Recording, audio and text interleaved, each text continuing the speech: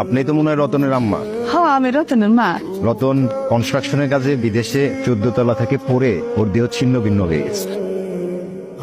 আমি বিশ্বাস করি না, আমার পোলা আমার জায়গা দেখতে পারে না। রতনের ডেড বডি পচে এমন গন্ধ হয়েছে, আসলে আমাদের আর থাকা সম্ভব হচ্ছে না। বিচ্ছির একটা গন্ধ। আমি আর এক মুহূর্তে বাড়িতে থাকতে পারবো না। আমি আমার বাপের বাড়ি যেতেছি। আপনার ছেলে লাশের গন্ধ তো আমি এই বাড়িতে থাকতেই পারতেছি না। বাবা, তুমি এতটা সত্যবান?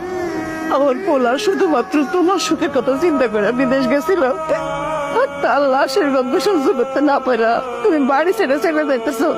হ্যালো আব্বা, আমার ওই টাকার মেশিনটা পয়সা নষ্ট হয়ে গেছে, এখন দুর্গন্ধ ছড়াইতেছে। তোমার জামাই বিদেশে কয়দিন আগে মারা গেছে। গ্রামবাসী বলাবলি করতেছিল লাশের গন্ধে নাকি তোমাকে বাড়ির আশেপাশে যাইতে পারতেছেন। ওই পরির পাতা দিয়ে গোসল করায় দিই, শেষ গোসলটা। না না না না চাচি, আমি যাইতে পারবো না। ওই পচা লাশের পাশে আমার যাওয়া সম্ভব না। আমার রতন তোর অসুখের কথা শুই না, বিদেশ থেকে তোর টাকা পাঠায় দিছে, হাতে এসব ভুলে গেলি। রতন ভাই যে আমার চিকিৎসার সময় যে টাকাটা দিয়েছিল ওই টাকার খোটা দিতেছো তো, আমি ওই টাকার সুদে আসলে যা আসে সব টাকা তোমার ফেরত দিয়ে দিবি। আপনি আপনার মাইয়ারে নেপালে যেতেছেন?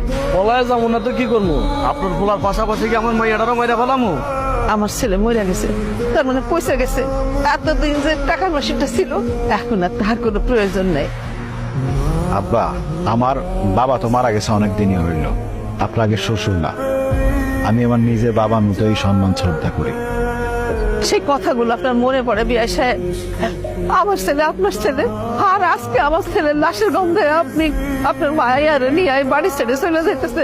সেদিনের কথাগুলো আবেগে বইলা ফেলাইছি। আশা করি কথাটা বুঝতে পারছেন। চল দে মা, চল।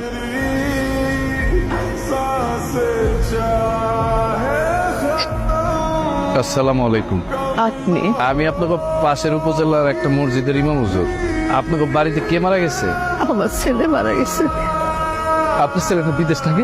আমার সেই ছেলেটাই মারা গেছে ইমাম সাহেব।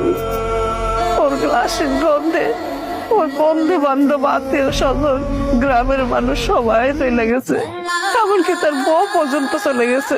আমি তো কোনো পচা গন্ধ পাইতেছি না, আমি পাইতেছি সুগন্ধ। আর এরকম সুগন্ধ আমি আমার জীবনে কোনোদিন পাই নাই, বিশ্বাস করেন। আপনার ছেলের লাশের থেকে কোনো দুর্গন্ধ বাইরিতেছে না। এই ইমাম সাহেব আসার পর লাশের ভেতর থেকে একটা সুগন্ধ বের হইতেছে তো। ইমাম সাহেব, আপনি কি আগে থেকে আমার ছেলেরে চিনতেন?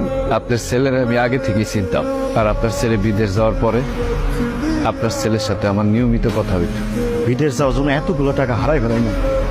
আরে, এটা তো আমার ব্যাগ, আপনি কোথায় পেলেন?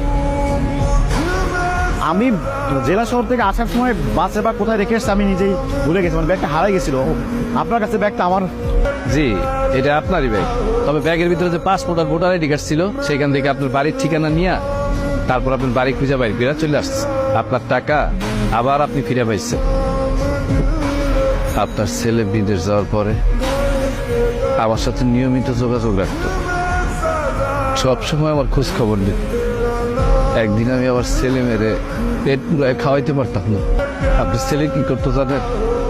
প্রত্যেক মাসে মাসে আমার টাকা পাঠাই, আমি নিতে চাইতাম না, কিন্তু আমার কইতো এটা আমার ভাতিজা আর ভাতিজির জন্য, আপনি না করতে পারবেন না।